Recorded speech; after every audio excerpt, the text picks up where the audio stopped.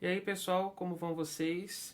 Hoje eu quero falar um pouco sobre o suave tom das fontes primárias. A ideia, na verdade, é mostrar como uma leitura descontextualizada dessas fontes pode nos levar ao riso, mas também a uma compreensão equivocada. Ao longo de muitos anos dessas leituras, desses tratados, a gente encontra com frases que podem soar muito estranhas ou, por vezes, grosseiras. E eu tinha pensado em fazer um vídeo coletando várias dessas frases, mas a verdade é que são tantas, né? Porque é um outro contexto retórico, é um outro contexto de escrita, que eu vou dividir isso em vários vídeos. Então a ideia é hoje apenas ler descontextualizadamente, a gente se divertir um pouquinho com isso, e na semana que vem eu explico o contexto disso tudo e a gente pode entender o horizonte de pensamento desse autor.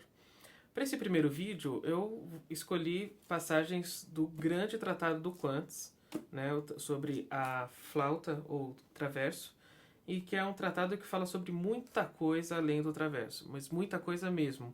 E é uma leitura obrigatória para todos aqueles que se aventuram nessa prática daquilo que a gente pode chamar de várias coisas. Música antiga, música historicamente informada, interpretação historicamente informada, interpretação historicamente inspirada, enfim, tanto faz. Nenhum termo é bom, né? Nenhum rótulo é livre de amarras. Olha só que interessante. O Quantz vai dizer na, na parte da orquestra em geral. Se uma orquestra deseja genuinamente produzir um bom efeito, todos os seus integrantes devem possuir bons e verdadeiros instrumentos, e todos devem saber como afiná-los correta e uniformemente. Pode ser supérfluo oferecer instruções sobre afinação de instrumentos de cordas. Nada aparenta ser mais fácil que afinar um instrumento de 4 cordas em quintas, uma vez que a quinta é um intervalo cujo ouvido aprende, naturalmente, a distinguir mais rapidamente que os outros. Mesmo assim, a experiência ensina que, embora alguns violinistas experientes ou outros instrumentistas cumprem suas tarefas nesse sentido, a maioria não, seja por ignorância ou negligência. E aí a gente já fica listando aqui várias ocasiões que a gente já presenciou isso, né? Ai, a viola não escapa, né? Historicamente a gente tem várias passagens sobre a viola e eu, como toco viola barroca, sinto que eu tenho um pouco de lugar de fala aqui para ler essa passagem, que não é minha, mas do Quantz. Ele vai dizer o seguinte: a viola é comumente considerada um instrumento de pequena importância no meio musical. Bom, começou, né? A razão pode ser muito bem ser porque é frequentemente tocada por pessoas que são ainda iniciantes no ensemble ou que não possuam nenhum talento em particular para serem reconhecidas no violino, ou ainda porque o instrumento oferece poucas vantagens aos seus executantes, de modo que as pessoas sejam pouco persuadidas a escolhê-la. Sustento, no entanto, que, se todo o acompanhamento é livre de defeitos, o violista deve ser tão bom quanto o segundo violino. As recomendações sobre os outros aspectos relacionados ao arco, como ataques, ligaduras, a expressão das notas, o staccato, tocar forte e fraco, afinação e etc., encontradas na seção anterior deste capítulo, pode ser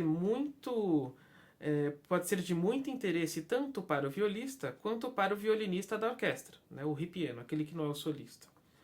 Não apenas por ele precisar saber todas essas coisas, mas porque ele não deseja, presumo eu, permanecer para sempre um violista. Eu explico na semana que vem. A respeito do contrabaixo, muita coisa da viola continua valendo. A esse respeito, muitas pessoas não apreciam o quão valioso e necessário é o contrabaixo para o ensemble quando bem tocado. Pode ser porque muitos dos que são direcionados a esse instrumento não possuem o talento para serem bem-sucedidos em outros instrumentos que requerem tanto facilidade quanto bom gosto. Logo, é incontestável que, ainda que o contrabaixista não necessite grande delicadeza ou bom gosto, ele deve entender de harmonia e não pode ser um mau músico. Tentou arrumar. Tocar esse instrumento requer uma excelência especial, o que, infelizmente, poucos possuem. Bom, esses são alguns exemplos de vários que temos nesse tratado e que a gente vai encontrar com muita frequência em várias fontes primárias. Então vou fazer uma série de vídeos aqui que eu mostre para vocês essa maneira bastante diferente de explicar certos conceitos, só que quando contextualizados, eles fazem sentido e tentam amenizar um pouquinho a carga de ironia que ele pode soar para nós, leitores do século XXI.